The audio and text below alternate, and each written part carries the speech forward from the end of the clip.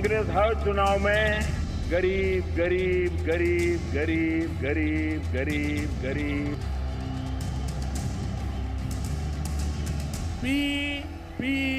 P Congress यानी पंजाब पुडुचेरी परिवार कांग्रेस।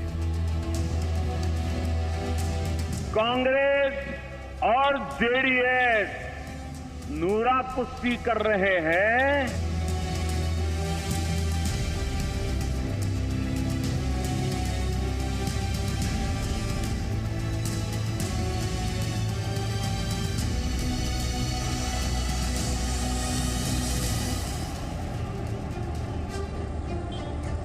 नमस्कार, ताल ठोक के स्पेशल एडिशन में आप सभी का स्वागत है। आपके साथ मैं हूं अमन चोपड़ा, सीधे कर्नाटक से, बेंगलुरु से। और मेरे पीछे जो आप इमारत देख रहे हैं ये विधान सौदा है। यहीं तक पहुंचने की लड़ाई जो है इस वक्त कर्नाटक में जबरदस्त तरीके से चल रही है। कर्नाटक पॉलिटिकल लीग, आज भी दोनों पार्टियों के जो कप्तान है वो मैदान में थे।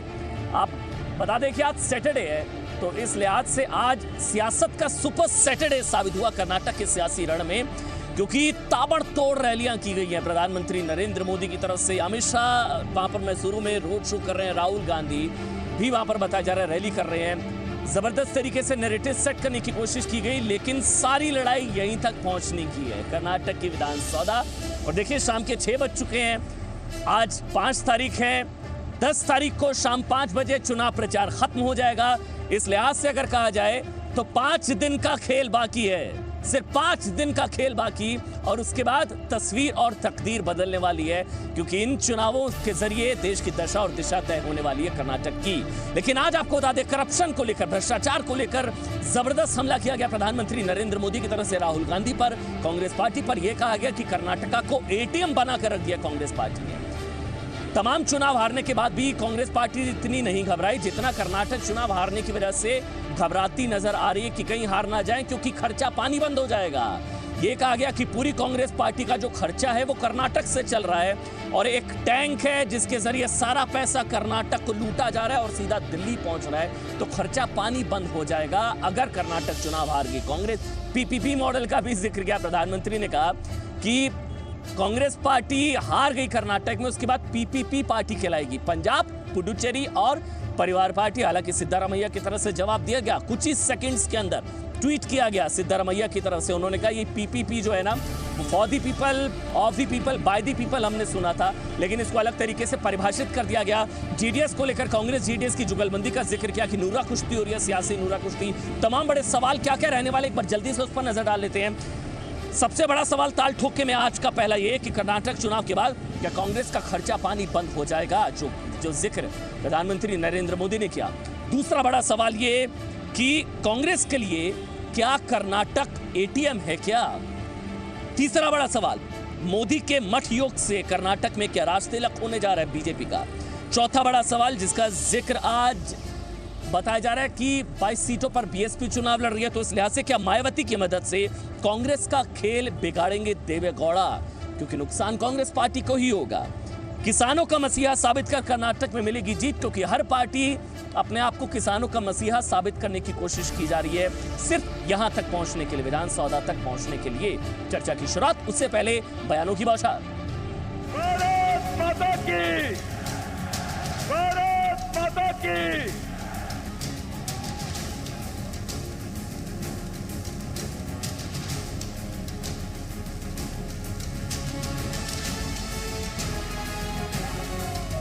मंत्रियों ने, नेताओं ने यहाँ एक बहुत बड़ा टैंक बनाया है, टैंक। उस टैंक में से लोगों को लूट करके कुछ पैसे घर ला जाते हैं, कुछ पैसे टैंक में डालते हैं। उस टैंक से दिल्ली तक पाइपलाइन लगाई है, सीधा पैसा दिल्ली पहुंचता है। मोदी जी, आप 5 मिनट कब येडी रेडी गैंग पर बोलेंगे? आप कब 5 मिनट के लिए भाजपाई भ्रष्टाचार पर बोलेंगे? 15 मई के बाद ये इंडियन नेशनल कांग्रेस नहीं रहेगी, वो पी कांग्रेस बन जाएगी। पी कांग्रेस यानी पंजाब पुडुचेरी परिवार कांग्रेस। चने का पेड़ होता है कि पौधा होता है, हरी मिर्च होती है कि लाल मिर्च होती है, इसका भी जिनको ज्ञान नहीं है, जो आलू में से सोना पैदा करने के लिए सोचते हैं, वे आज दिन रात किसान किसान किसान बोलना शुरू किया है। मोदी जी के राष्ट्रीय स्तर के नेता और प्रधानमंत्री के उम्मीदवार बनने के बाद जितने भी चुनाव हुए, हर चुनाव में कांग्रेस ने अपना राज्य खोया है।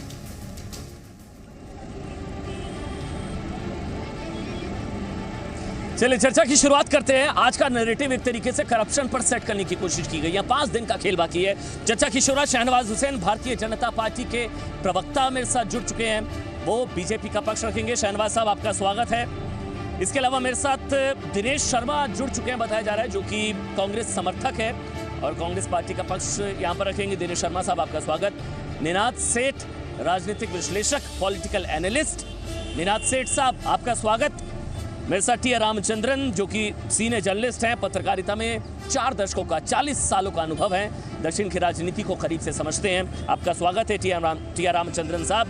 मेरे साथ जेडीएस जनता दल सेक्युलर के स्टेट जनरल सेक्रेटरी, महासचिव जो हैं बीजू नारायण साहब, वो जुड़ चुके हैं। लेकिन सबसे पहले चर्चा की शुरुआत मैं आप ही से करना चाहूंगा। दिनेश शर्मा साहब, आप लोग इतने चुनाव हारे, प्रधानमंत्री नरेंद्र मोदी कह रहे हैं कि आप लोग गुजरात, उत्तर प्रदेश, मध्य प्रदेश, छत्तीसगढ़, राजस्थान, त्रिपुरा सब हारे, इतने नहीं घबराए जितना आप कर्नाटक में घबरा रहे हैं, क्योंकि कर्नाटक कांग्रेस पार्टी के लिए एटीएम है। अगर कर्नाटक हार गए तो पूरी कांग्रेस, इंडियन नेशनल कांग्रेस का खर्चा पानी बंद हो जाएगा। इस वजह से आप लोग घबराए हुए हैं, ऐसा है क्या?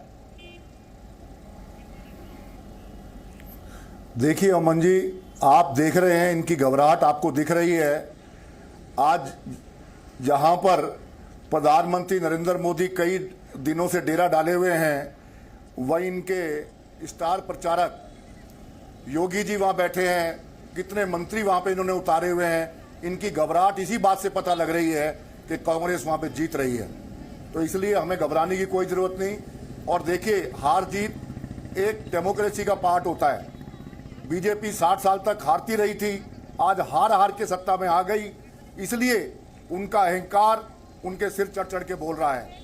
वो हर बदतमीजी की बात पर्सनल अटैक कर रहे हैं, जबकि राहुल जी ने कहा है कि मैं उनके ऊपर पर्सनल अटैक नहीं करूंगा।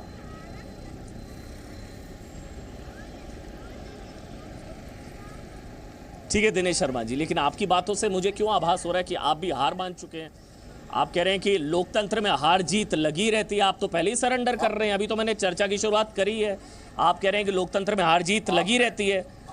चलिए, हार मुबारक हो आपको। शहनवाज हुसैन साहब, ठीक है, मैं आपके पास आऊंगा सर, एक मिनट। शहनवाज हुसैन साहब, बिल्कुल नहीं, ठीक है शहनवाज हुसैन साहब, अगर राज्यों में सरकार से, सर एक मिनट वापस आऊंगा मैं आपके पास।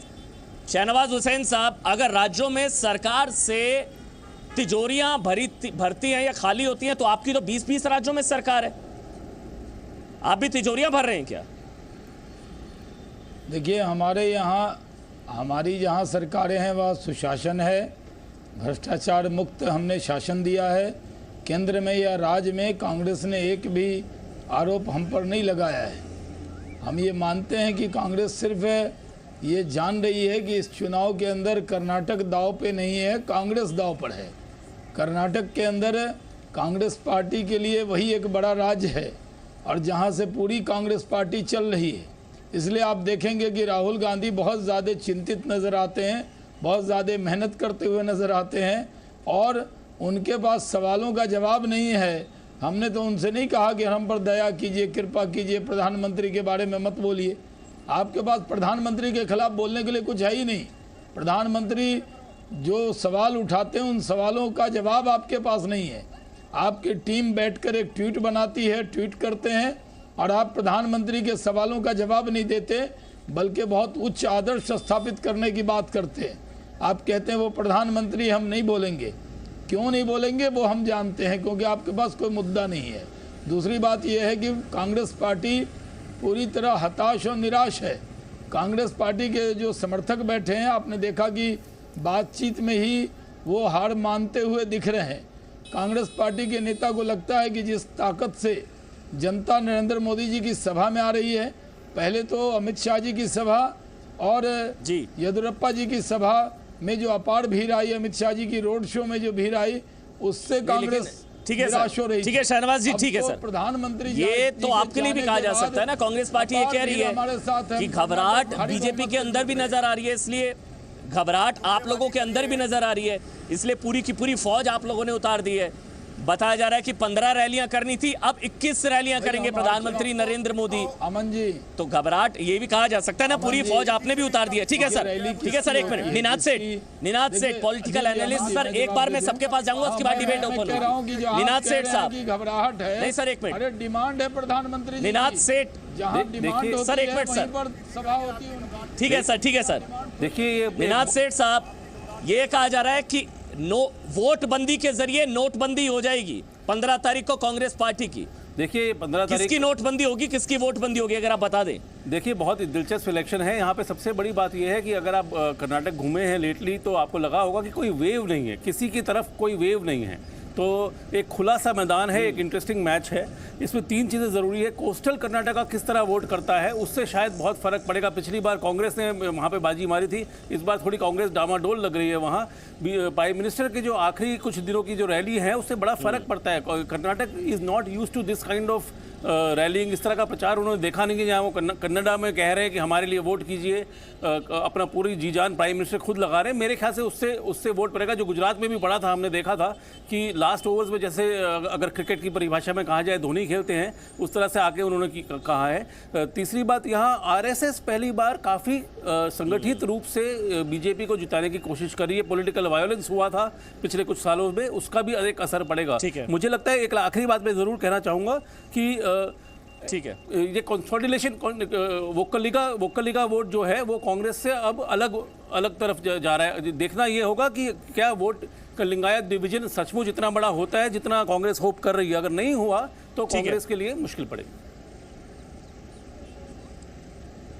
ठीक है निनाद सेठ, आपने बिल्कुल ठीक तरीके से उसे एक्सप्लेन किया कि बहुत नेक एंड नेक फाइट है, क्योंकि हम लोग भी पिछले 20 से 22 दिनों में कर्नाटक की जगह जगह घूम रहे हैं। नेक एंड नेक फाइट है, और इसको इस तरह से भी कहा जा सकता है कि कांग्रेस के लिए करो या मरो वाला मैच है।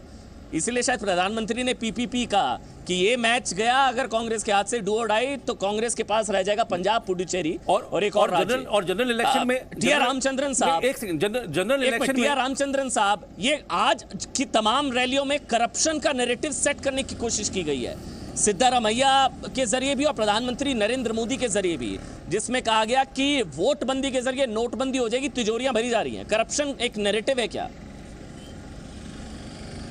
देखिए, मेरे ख्याल में दक्षिण में करप्शन कोई बड़ी चीज़ और बहुत बड़ा मुद्दा उभर के नहीं आया, पर इस बार करप्शन एक मुद्दा ज़रूर अंडरलाइंग है जहाँ तक कर्नाटका का सवाल है। देखिए, हम एक चीज़ ना भूलें कि बीजेपी के लिए और कांग्रेस के लिए कर्नाटका का जो आउटकम है वो बहुत महत्व रखता है, क्योंकि इसका शैडो ज़रूर 2019 के अगले साल के जनरल इलेक्शंस पे पड़ेगा। हम ये भी ना भूलें कि इसके बाद खासकर हिंदी बेल्ट में जो 3 राज्यों में इलेक्शन होंगी, खासकर राजस्थान, मध्य प्रदेश और छत्तीसगढ़, उस पे भी इसका असर होगा। पर बीजेपी के लिए कर्नाटका जीतना एक बहुत ही क्रूशियल मसला है, क्योंकि दक्षिण 129 सीट लोकसभा में भेजती है 545 के टोटल स्ट्रेंथ में, और अगर बीजेपी को दक्षिण बिल्कुल सफाया हो गया तो मेरे ख्याल में उनके लिए एक बहुत बड़ा डिसएडवांटेज अपने आप में होगा। अब मोदी जी वहाँ पर बिल्कुल अपना पूरा फोर्स लगा रहे हैं, और इसका असर देखने को मिलेगा अगले 3-4 दिनों में। जी, अगले 3-4 दिनों में असर देखने को मिलेगा, और इसलिए ये भी कहा गया था बीजेपी की तरफ से, और ये एक तरीके से ट्रेंड रहा है। जब इस तरह के चुनाव हुए, आखिरी जब दौर होता है उसी दौरान ये ट्रम्प कार्ड चला था ज़्यादा जी बीजेपी की तरफ से। बिजू नारायण साहब जो कि स्टेट जनरल सेक्रेटरी हैं जेडीएस के, बिजू नारायण साहब, आपसे मेरा सीधा सवाल है, आप यूपी मॉडल अपना रहे हैं क्या कर्नाटका में भी? जिस तरह यूपी में दलित वोटों के जरिए बीएसपी एसपी बीएसपी साथ आए उपचुनाव में जो हुआ, यहाँ पर भी बीएसपी को चुनाव लड़वाकर साथ लाकर, अब आप लोग वो यूपी फॉर्मूला अपना रहे हैं क्या यहाँ पर भी? 22 सीटों पर जो मायावती चुनाव बीएसपी चुनाव लड़ रही है? कोई यूपी फॉर्मूला नहीं है सर, कर्नाटक की अलग फॉर्मूला है, कर्नाटक की अलग फॉर्मूला है। हम किसानों की पार्टी है, हम इन जमीन से जुड़ा हुआ लोग है, हमारी जो है रूरल पार्टी है, हमारी सिटी में बहुत सीट नहीं है। लेकिन जो बीजेपी का जो सीएम कैंडिडेट है, जो जेल गया येडियूरप्पा जी, उनको सीएम कैंडिडेट बनाया है। 17 लोग मंत्री लोग एमएलए लोग बीजेपी का जेल गया हुआ कैंडिडेट है। रेड्डी ब्रदर्स की पूरी 8 लोगों को सीट दिया हुआ है। ये लोग सब जो करप्शन केस में जेल गया हुआ लोग है, पूरा जो भ्रष्ट लोग है बीजेपी में दिया हुआ है। कांग्रेस के लिए, कांग्रेस तो जो अभी भ्रष्ट है, जो 5 साल में कांग्रेस ने जो रेप्स हुई है बेंगलुरु सिटी में 15-16 से 17-18 में 2017 में डबल हो गई है। रही ये 190 लोग बेंगलुरु सिटी में 5 साल में एक्सीडेंट में मर गए हैं। जो रोड में जो तार बराबर नहीं है वो हिसाब से मर गई है। जो यहाँ पे जो कांग्रेस जो है, जो कांग्रेस का मंत्री लोग है, नेता लोग है, उनका आमदनी जो है 300-400 गुना हो चुकी है। ये सब भ्रष्टाचार करके है। यहाँ पे भ्रष्टाचार जो है बहुत ही मुद्दा है। मेरे को पता नहीं है मोदी जी का विकास कहाँ चला गया। उनका एक बेटा था विकास, वो तो दिख रहा नहीं है, पूरा देश में नहीं दिख रहा, कर्नाटक में भी नहीं दिख रही है। बिजू साहब, अगर इतना ही बुरा हाल है कर्नाटक का, अगर बीजेपी करप्ट है, कांग्रेस करप्ट है, एक मिनट सर, अगर बीजेपी करप्ट है, कांग्रेस करप्ट है, इतना माहौल खराब है, तो आपको बीएसपी की मदद लेने की जरूरत क्यों पड़ रही है? ओवैसी साहब की, असदुद्दीन ओवैसी साहब की मदद लेने की जरूरत क्यों पड़ रही है? आप भी तो बैसाखियों का इस्तेमाल कर रहे हैं। आपको हर कोई बी टीम क्यों कह रहा है? कांग्रेस कह रही है बीजेपी की बी टीम, बीजेपी कह रही है कांग्रेस की बी टीम। आप तो बी टीम बनकर रह गए इस चुनावों में, आप सिर्फ बी टीम बनकर रह गए इन चुनावों में। वोट कटुआ जिसको कहते हैं। अमन साहब, हम लोगों का ये टीम है, आप खुद पूरा कर्नाटक घूमे हैं। बेंगलुरु सिटी जैसा माहौल अलग जगह पे नहीं है। वहाँ की आम पब्लिक जेडीएस के साथ में है। हम जीतने वाले हैं। मैं 15 तारीख को एचडी कुमारस्वामी का नेतृत्व में हम लोग जो सरकार बनाने वाले हैं, ये सच्चाई है। आप ग्राउंड लेवल आप खुद देख चुके हैं। ठीक है जी, ठीक है। शाहनवाज हुसैन साहब, बार बार दिक्कत ये है कि जब भी आप करप्शन का जिक्र करते हैं, बताया जा रहा था कि प्रधानमंत्री बेल्लारी नहीं जा रहे हैं, लेकिन वहां पर भी वो गए। मेरा सवाल यह है कि जब जब आप लोग करप्शन का जिक्र करते हैं, पूरा विपक्ष आपको रेड्डी बंधुओं की याद दिला देता है। देखिए, ये लोग ये नहीं समझते कि येदियुरप्पा जी के लिए या रेड्डी बंधु के लिए सब लोग जो केस मुकदमे थे ख़त्म हैं। येदियुरप्पा जी पर जो इल्ज़ाम लगाए गए थे वो कहीं अदालत में टिके नहीं हैं। इनके पास कोई मुद्दा नहीं है। देवगौड़ा जी की पार्टी तो सिर्फ चुनाव लड़ने के लिए लड़ रही है, वो कहीं लड़ाई में नहीं है। हमारी लड़ाई कांग्रेस पार्टी से है और हम उनको पराजित करने वाले हैं, कांग्रेस मुक्त कर्नाटका करने वाले हैं, क्योंकि वो पुराने लोग हैं, पुरानी पार्टी है। वो भी एक कांग्रेस पार्टी भी एक परिवार की पार्टी है, ये भी एक परिवार की पार्टी है। तो इनका काम है सिर्फ चुनाव में खड़े रहना। और मैं इनके बारे में ज्यादा नहीं कहना चाहता। शहनवाज हुसैन साहब, जो भ्रष्टाचार के आरोप लगे थे, जिस वजह से येदियुरप्पा साहब को इस्तीफा देना पड़ा था, तमाम 3500 करोड़ 35,000 करोड़ का जो इलीगल माइनिंग स्कैम था, रेड्डी बंधु थे, उसमें 7 लोगों को आप लोगों ने टिकट दे दी। विपक्ष ये कह रहा है कि आप लोग करप्शन पर कैसे बोल रहे हैं? उनको बरी किया है और वो करप्शन पर हम लोग जीरो टॉलरेंस है। और हमारे जो मुख्यमंत्री के उम्मीदवार हैं, उन पर जो साजिश की गई थी उनको बदनाम करने की, वो अदालत से पूरी तरह से साफ शफाफ होकर बाहर आए हैं। इसलिए इस तरह की बातें करना बीजेपी के बारे में और प्रधानमंत्री के बारे में, इन लोगों को मालूम है कि प्रधानमंत्री नरेंद्र मोदी जी को लोकसभा के चुनाव में भी बहुत साथ कर्नाटक ने दिया था, और इस बार भी लोगों को लगता है पूरा देश भारतीय जनता पार्टी के साथ है। तो कर्नाटक की जनता जहां पहले भी हमें उन्होंने मौका दिया, दिनेश शर्मा साहब, इस बार भी वो हमें मौका दे रही है। दिनेश शर्मा साहब, ठीक है। शहनवाज हुसैन साहब, ठीक है सर। दिनेश शर्मा जी, आप लोगों ने कर्नाटक को एटीएम बना दिया है क्या? सारी पार्टी का फंड यहीं से आता है, ये कह रहे हैं प्रधानमंत्री। आरोप ये आप लोगों पर है कि सारी तिजोरियां आप लोग यहां से भर रहे हैं। यहां हार गए तो पार्टी का खर्चा पानी बंद हो जाएगा दिल्ली में। एक्चुअल जब से ये 4 साल से सत्ता में आए हैं, इन्होंने हर स्टेट को पंगु बना दिया है जहां पे इनकी सरकार नहीं थी। और रही एटीएम की बात, ये अपनी बात हम पे लागू कर रहे हैं। वो कहावत है कि चोर मचाए शोर। आज येदियुरप्पा जी की बात होती है तो ये शर्म से गिलानी होती है। कल ही सुप्रीम कोर्ट ने रेड्डी बंधुओं को कन्वेंसिंग के लिए मना कर दिया कि आप उस स्टेट में कन्वेंसिंग करने नहीं जाएंगे। इनको शर्म नहीं आती। ये कांग्रेस को पानी पी पी के कोसते हैं, जिनके लिए इतनी बुराइयां करते थे कांग्रेस लीडर्स के लिए, उनको सबको अपनी पार्टियां मिला लिया। और ये कौन सी गंगा जी में दिनेश शर्मा साहब एक चीज का जवाब दीजिएगा। पवित्र हो जाता है दिनेश शर्मा साहब, कांग्रेस में वो करप्टेड होता है। डीके शिव कुमार सर, कांग्रेस सरकार में मंत्री, कांग्रेस सरकार में मंत्री, उनकी संपत्ति 800 करोड़ तक कैसे पहुंच गई 250 करोड़ से? बता दीजिए ना। 2008 76, 2013 250, 2018 एफिडेविट 800 करोड़। यही तो पैसा लूटा जा रहा है ना कर्नाटक से, जो तिजोरियां भरी जा रही है। 800 करोड़ वो बहुत, हाँ, वो इनकी सारी वो इनकी तरह बिजनेस नहीं करते कि 50,000 रुपए लगा के 80 करोड़ रुपए बना लेते हैं। वो बिजनेसमैन है, वो बिजनेस करते हैं। एक नंबर में व्हाइट में उन्होंने अपनी दिखाई है संपत्ति। इनकी तरह 50,000 से 80 करोड़ नहीं बनाए। पैसा बना लेते हैं सर। ये पॉलिटिकल बिजनेस है ना, यही तो पॉलिटिकल बिजनेस है ना। शहनवाज हुसैन जवाब दीजिए, यही तो पॉलिटिकल बिजनेस है ना। बता दे कहां से 80 करोड़। ठीक है दिनेश शर्मा जी, एक मिनट। शहनवाज हुसैन, पंजा निशानी इसलिए लिया था कि वो पैसा गिन सके। आप तो बिजनेस करने वाले बिजनेस हम पर इल्जाम लगा रहे हैं, लेकिन कांग्रेस पार्टी तो बिना पैसे के पैसा बनाती है। ये पार्टी जिस पर हजारों करप्शन के इल्जाम हैं, वो किस मुंह से भारतीय जनता पार्टी की तरफ उंगली दिखा रही है? उनको मालूम होना चाहिए ना कि आपके महंगी महंगी घड़ियां पहनने वाले आपके मुख्यमंत्री, अरे आपके मुख्यमंत्री तो महंगी घड़ी कहाँ गई? महंगी महंगी घड़ी पहनने वाले, महंगी महंगी गाड़ी में चलने वाले, करोड़ों रुपए बांटने वाले, ये कांग्रेस पार्टी के नेता, आपके नेता तो इतने अमीर हैं कि पूरी कांग्रेस पार्टी को चला रहे हैं।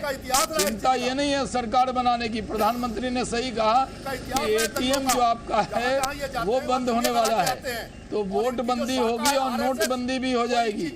अगर कर्नाटक में निनाद सेठ साहब, ये सिद्धारमैया की सरकार पूरी तरह भ्रष्टाचार में डूबी हुई है। सेठ साहब, इनके जो खास एमएलए हैं उन पर करप्शन के इतने इल्जाम है, उनके यहाँ से हजारों करोड़ रुपए रिकवरी है।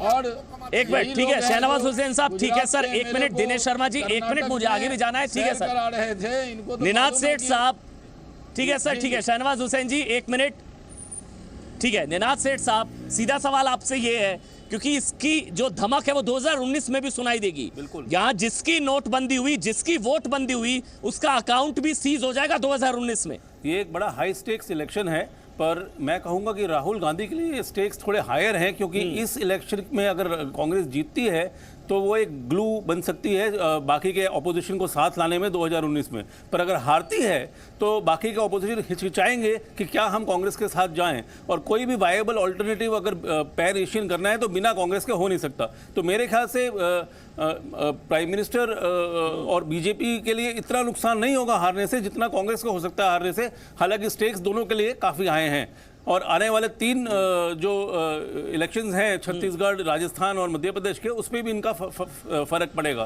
तो अब देखना ये कि 100 से ज़्यादा सीटें पहले, 100 से ज़्यादा सीटें पहले कौन पार करता है जी। और बिजू नारायण साहब, और जेडीयू नोटबंदी से नोटबंदी हो जाएगी 15 मई को। आप लोगों का सबसे बड़ा योगदान है कांग्रेस की वोटबंदी कराने में, नोटबंदी कराने में, जेडीएस का। सर, जो हमारा सीएम है वो खुद समाजवादी था, जो 40 लाख का जो घड़ी पहनता है, तो ऐसा लोग से हम लोग जो हमारी जो है ना 115 आने वाली है, उसके बाद आप उस बात पे डिबेट मत जाइए, हम सरकार बनाने वाली है। यही जो सीएम है जो चश्मा पहनता है 5 लाख की है, ये समाजवादी नहीं है, मजावादी है। मजा करने वाली पार्टी है।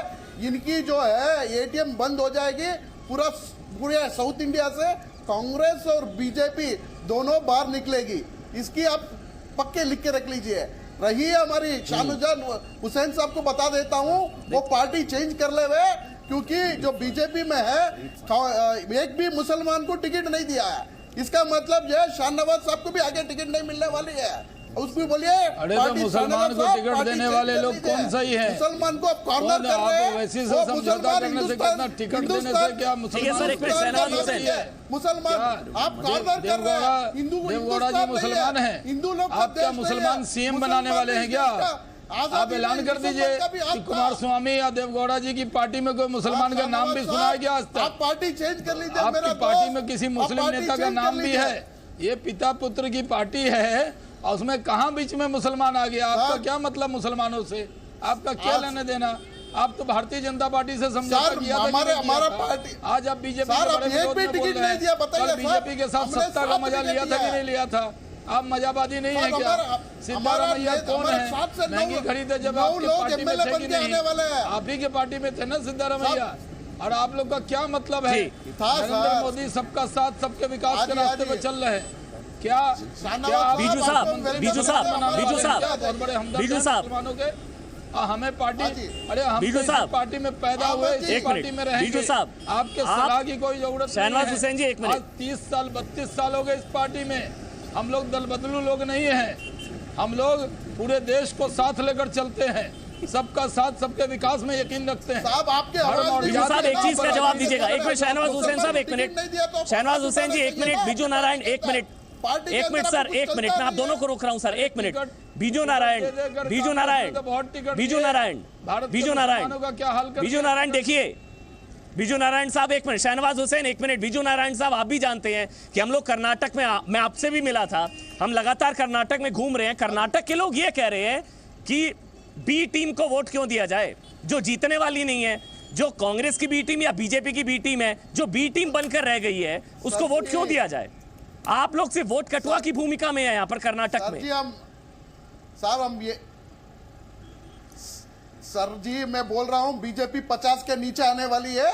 हम ये टीम है, हम बी टीम नहीं है, कांग्रेस की बी टीम नहीं है और बीजेपी की बी टीम नहीं है। हम आम नागरिक की ये टीम है। हम खुद घूम चुके हैं ना। आप जो है रामनगर से लेके पूरा आसन तक घूम चुके हैं ना। और एक बार आप बेंगलुरु में मैं घुमा देता हूं, आप पब्लिक की ओपिनियन लीजिए। आप 200-300 लोगों का ओपिनियन लेने से नहीं चलेगा। अमन भाई चलिए साथ में आपको भी हम घुमा देते हैं। हमारी वोट कहाँ लगती है, हमारी 115। नारायण साहब, मैं आपकी पार्टी के लोगों का ओपिनियन नहीं लूंगा ना, मैं आम जनता का ओपिनियन लूंगा। मैं आपकी पार्टी के लोगों का ओपिनियन नहीं लूंगा ना। रामचंद्रन साहब, कौन किसकी बी टीम है? मैं तो बोलता कौन किसकी बी टीम है? आम आदमी 1 मिनट सर, 1 मिनट। एक minute Ramachandran, T R Ramachandran ji. देखिए टी आर रामचंद्रन जी, हाँ देखिए,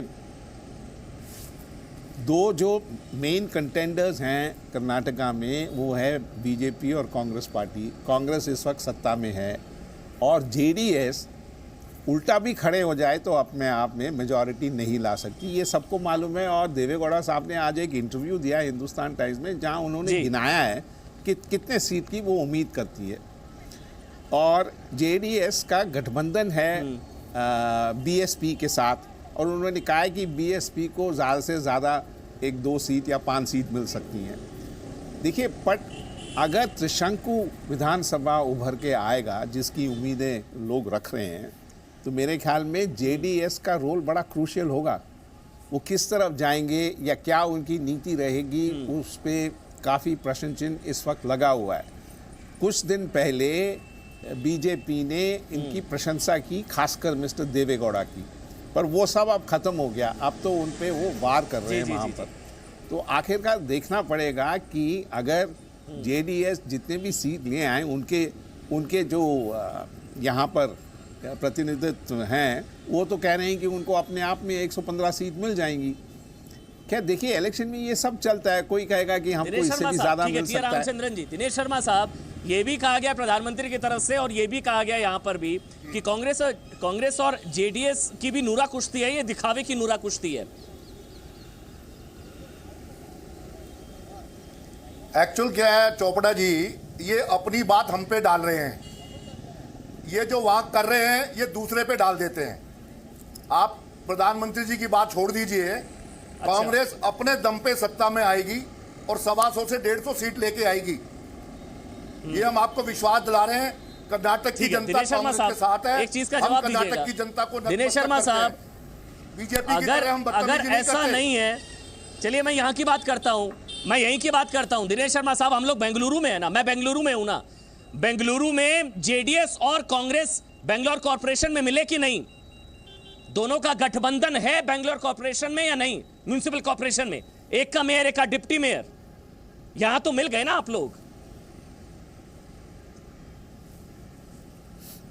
देखिए, मैं आपको ये बता दूं, संभावनाएं हमेशा राजनीति में चलती हैं, ये आप जानते हैं, बड़े विद्वान आदमी हैं, मैं ये नहीं कह रहा हूं, लेकिन कम से कम इनकी तरह खुलकर बोलिए ना दिनेश शर्मा साहब। फिर पीडीपी आतंकियों के पार्टियों से हाथ नहीं मिलाएंगे, हम आतंकियों से हाथ नहीं मिलाएंगे, जैसे इन्होंने जम्मू कश्मीर में मुफ्ती कहा दिनेश शर्मा साहब, मैं कर्नाटक की बात कर रहा हूं, आप कश्मीर पहुंच गए हैं। नहीं मिलाएंगे हम खुलकर बोलिए ना, आप लोग मिलकर खेल रहे हैं, नूरा कुश्ती चल रही है, ये दिखावी की लड़ाई है। बेंगलोर कॉर्पोरेशन में आप दोनों मिल गए, एक का मेयर, एक का डिप्टी मेयर, यहाँ दिखावे की लड़ाई चल रही है। ये बीजेपी अपनी बात, ये बीजेपी चोपड़ा जी, ये बीजेपी ये बात अपनी हमारे ऊपर डाल रही है, ये गलत बात है।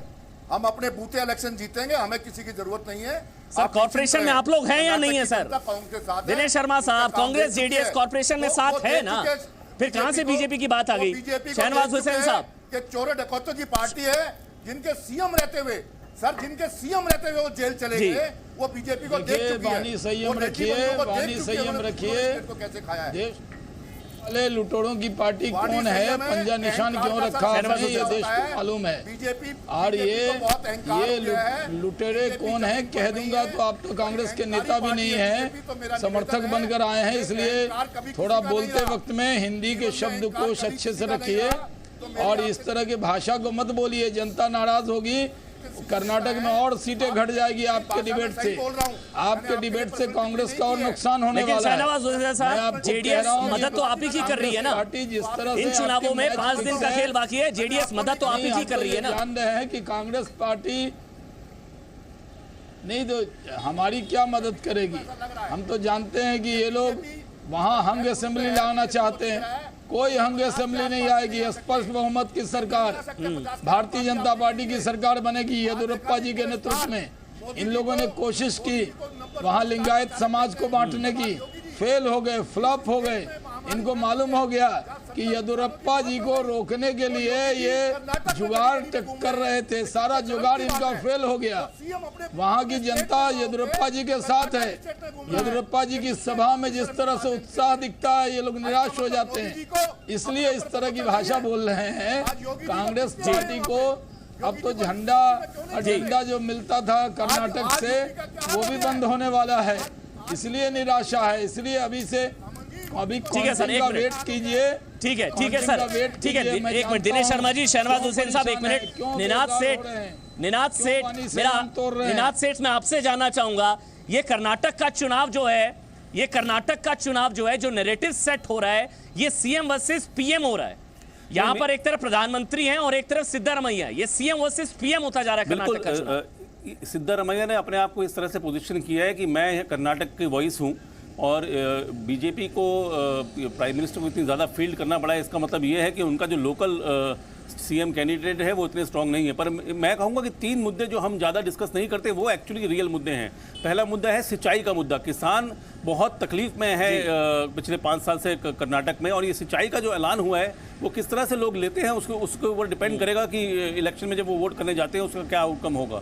दूसरा मुद्दा इंफ्रास्ट्रक्चर का मुद्दा है। अगर आप बेंगलोर और 1-2 शहरों के बाहर चले जाएं तो कर्नाटक में रोड, बिजली, वो रियल मुद्दे हैं। ये इन मुद्दों पे एंटी इनकम्बेंसी किस तरह काम करेगी वो भी एक बहुत बड़ा मुद्दा होगा। और आखिरी मैंने जैसे कहा कि पॉलिटिकल वायलेंस बहुत हुई है यहाँ, और आरएसएस एक तरह से पहली बहुत सक्रिय हुआ है और आरएसएस का योगदान प्रचार में भी रहा है। तो मेरे को लगता है उससे भी फर्क पड़ेगा। और एंड में जैसे मैंने कहा कि पिछली इलेक्शन में जो कोस्टल कर्नाटक का वोट था वो कांग्रेस के साथ था, क्या वो इस बार रहेगा कि नहीं, उससे 113 जो मिडवे मार्क है वो डिटरमिन हो सकता है।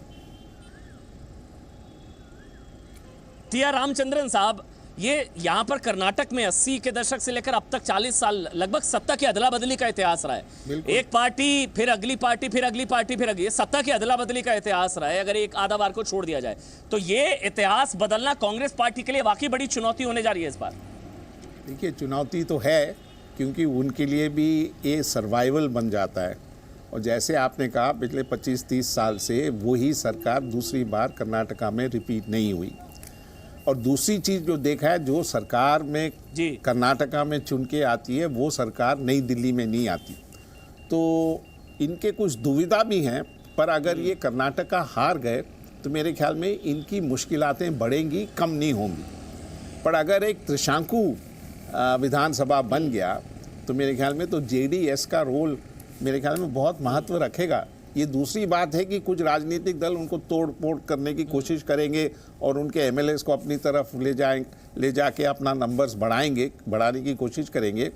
पर आखिरकार कर्नाटका कोई ऑर्डिनरी स्टेट नहीं है जिस पे कि आप कह सकते हैं बिल्कुल सही तरीके से कि हवा इनकी तरफ झुक रहा है। मेरे ख्याल में करप्शन इस बार खासकर एक बड़ा मुद्दा है। नारायण साहब, देखिए, गेंद जो है वो आपके पाले में अगर आती है, जिसकी आने की संभावना बहुत ज्यादा प्रबल है, तो आपका रुख किस तरफ होगा? बीजेपी की तरफ, कांग्रेस की तरफ, या जो कुमारस्वामी को सीएम बना देगा उस तरफ? अमन जी, हम लोग का किसानों की पार्टी है। अमन जी, हमारी किसानों की पार्टी है। 3500 किसान जो है सुसाइड कर चुके हैं 5 साल में है। किसान, पूरा किसान समुदाय हम लोग को वोट करने वाले, हमको मेजॉरिटी आने वाली है। अगर हम अंग असेंबली हो जाएंगे, हम री इलेक्शन पे जाना चाहते हैं। हम दोनों पार्टी को हम सपोर्ट करना नहीं चाहते। जो हमारी प्रधानमंत्री ने वादा किया था, जो रोजगार 2 करोड़ का रोजगार देता हूं करके बोले थे, जो एमपी इलेक्शन पे वो नहीं हुआ। प्रधानमंत्री ने खाली जुमला का जुमला। लेकिन नारायण साहब, यहाँ पे नारायण साहब, इतने तल्ख नहीं होना चाहिए कि कल को अगर गठबंधन की संभावना हो और कुमारस्वामी साहब को सीएम बना दिया जाए तो हो सकता है वो किसी ना किसी पार्टी का समर्थन ले ले। एक मेरा आखिरी सवाल मेरा शहनवाज हुसैन साहब, आपसे मैं एक रिएक्शन जानना चाहूंगा। बहुत ही बुनियादी सवाल है। सवाल ये है कि सर, कर्नाटक में हम लगातार घूम रहे हैं, यहाँ पर नैरेटिव ये है कि बीजेपी का मकसद सत्ता में आना हो ना हो, कांग्रेस को सत्ता से दूर करना है, और इसके जरिए चाहे बीजेपी जेडीएस को समर्थन दे दे, कुमारस्वामी को मुख्यमंत्री बना दे, मकसद कांग्रेस मुक्त कर्नाटका है, बीजेपी युक्त कर्नाटका हो ना हो। एकदम ऐसा नहीं होने वाला। कर्नाटक की जनता बीजेपी युक्त कर्नाटका चाहती है। कर्नाटक की जनता कमल का फूल चाहती है। वो येदियुरप्पा जी के नेतृत्व में सरकार चाहती है। ये लोग डबल डिजिट में पहुंच जाएं, यही बड़ी बात है। अपार बहुमत से भारतीय जनता पार्टी की सरकार बनेगी। येदियुरप्पा, यहाँ आप देखेंगे सिद्धारमैया जी हों या कुमारस्वामी हों, ये सब हसीन ख्वाब देख लें। और जेडीएस तो उसको लगता है कि पता नहीं बीच में उसकी लॉटरी लग जाए, किसी से भी समझौता कर रही है, बहुजन समाज पार्टी से भी, पीडीएफ से भी। तो ये समझौता करते रहे किसी से, वहाँ भारतीय जनता पार्टी को रोकने के लिए चलिए ठीक है, जेडीएस भी और कांग्रेस पार्टी भी। चलिए ठीक है शहनवाज हुसैन साहब, लेकिन जीत शहनवाज हुसैन साहब, लेकिन ये भी कहा जा सकता है कि प्रधानमंत्री भी हाल के दिनों में हमने देखी है, कलबुर्गी में जो रैली की गई थी और तमाम दूसरी जगहों पर। सर एक मिनट, बहुत बहुत शुक्रिया सर, समय इतना ही था, क्योंकि प्रधानमंत्री की तरफ से भी थोड़े सॉफ्ट होते नजर आ रहे हैं वो देवेगौड़ा को लेकर। उनकी तरफ से बार बार इस बात का जिक्र किया गया, वो सम्माननीय नेता है। लेकिन यकीन मानिए 10 तारीख शाम 5 बजे चुनाव प्रचार खत्म हो जाएगा। 5 तारीख हाथ हो चुकी है, सिर्फ 5 दिन का और इंतजार, और 5 दिन 2020 मैच होने जा रहे हैं। दोनों तरफ से कप्तान मैदान में उतरने जा रहे हैं, और इसी वजह से बीजेपी की तरफ से बताया जा रहा है, जो प्रधानमंत्री नरेंद्र मोदी पहले 15 रैलियां करने वाले थे, अब वो रैली 21 कर दी गई है। ये भी बताया जा रहा है रैलियों की संख्या भी बढ़ा दी गई है, क्योंकि समझ में आ रहा है कि लड़ाई नेक एंड नेक है कर्नाटका में। 12 तारीख को वोटिंग और 15 तारीख को नतीजे। सबसे तेज सिर्फ जी न्यूज पर। बहुत बहुत शुक्रिया ताल ठोके में हमारे साथ जुड़ने के लिए, बहुत बहुत शुक्रिया।